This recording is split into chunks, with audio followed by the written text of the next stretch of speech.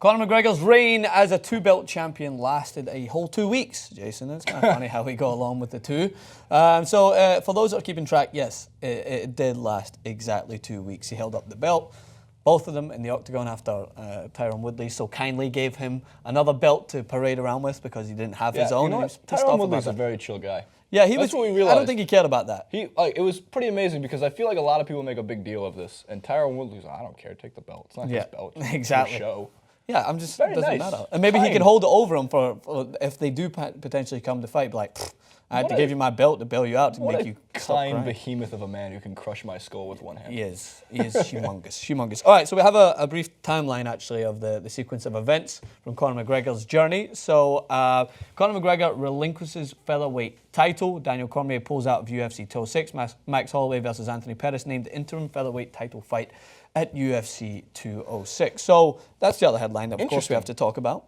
Interesting sequence of events. That seems interesting because if Daniel Cormier doesn't pull out of UFC 206, there's no interim title fight. No. They needed something on the card. A card that is going, and I hope does not get forgotten because there's important fights top to bottom on it. And they're also spearheaded towards 207. Don't forget, it's less than a month away. Nope, it's more than a month away. It's a month and 2 days away. With Ronda Rousey coming back. So I just found this whole, and I think Ben Fowlkes did a good job of summarizing it.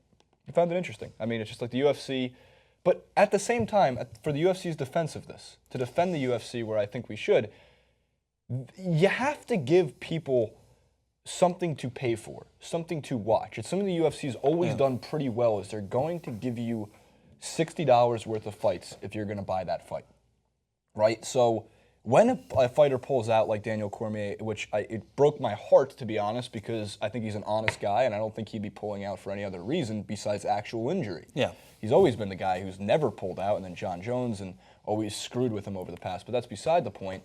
Holloway versus Pettis, the interim champion is sitting on his couch, as Ben Fowlkes put it. Yeah.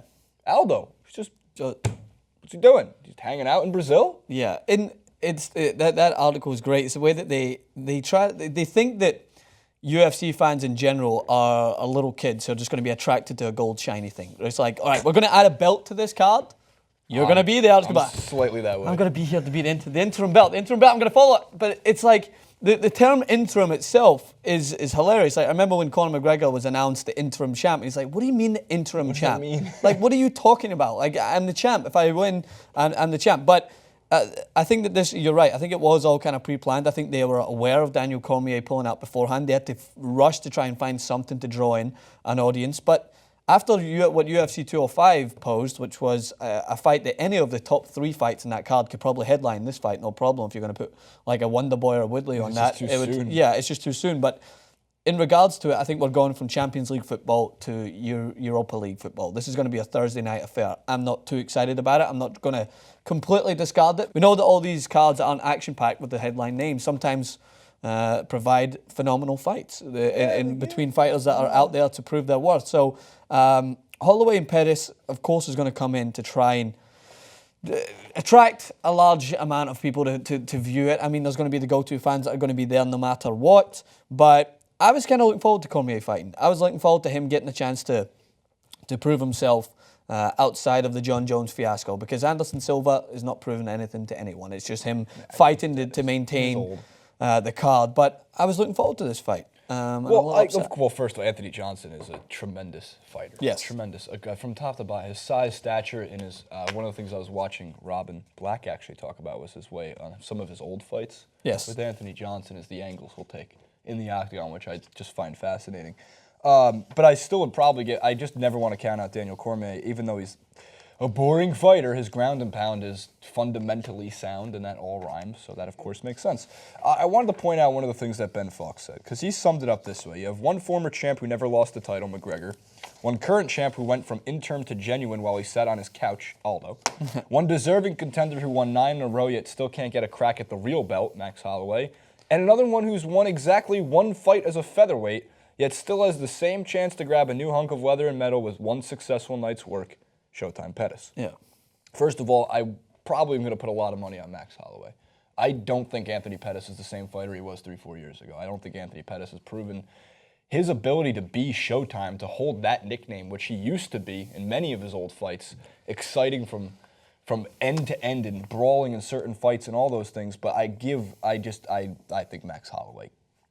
I think it's a quick fight. I really do. Yeah, of course it is. And it's on short notice. But on top of everything else, you look at it and you go, it would have made more sense if they just stripped him, let Conor hold up his 2 belts, than just right there on the spot. Dana White's there at UFC 205, and you say, all right, there's your picture. Give me the effing belt. Yeah. This featherweight title's not yours anymore. That's what we said was going to happen. It's just convenient for the UFC to relinquish the belt now because we're talking about Conor McGregor. Conor McGregor did not optly go out there and go, you know what, Dana? Here you go. Yeah, Take it. It's the featherweight belt. Here, give it to Max Holloway or Anthony Pettis or Jose. Like, they all, here you go. Belt. Imagine he'd given him back Tyron Woodley's belt instead and just kept his featherweight belt. I think are they all the same? I don't know. Are they all the same exact looking belt? Yeah, they should probably change that. Yeah, I think that there might be some. Like the heavyweight belt should be like 220 pounds. The belt represents the featherweight. The featherweight should be like 145 pounds. That'd be pretty funny to see it. But Demetrius Johnson's belt should be like 13 pounds. But anyway, I think the question to pose to the audience is: there anyone out there that was going to skip this card until they had interim title fight on it and went, you know what, I'm buying it. Give me my money. I'm buying this. I get all the UFC fights because I like watching and following the sport for what it's worth, and I'm excited to hopefully win money on Max Holloway. So. Yeah. Put your money where your mouth is, and you can maybe win yourself a heavy. I'm going to get you a heavyweight belt. I'm going to make it full of lead. It'd be so unfortunate if I finally got a belt in my life and I couldn't pick it up. Francis, help! Help! All right. Let us know in the comments, what do you think of the goings on? Do you think McGregor was willingly able to relinquish his belt, or do you think it was like a tug of war? He was just like, nope, give me this shit. We just love how they broke in there. Just went in and took it. That's probably the only way. He said they said they'd need an army.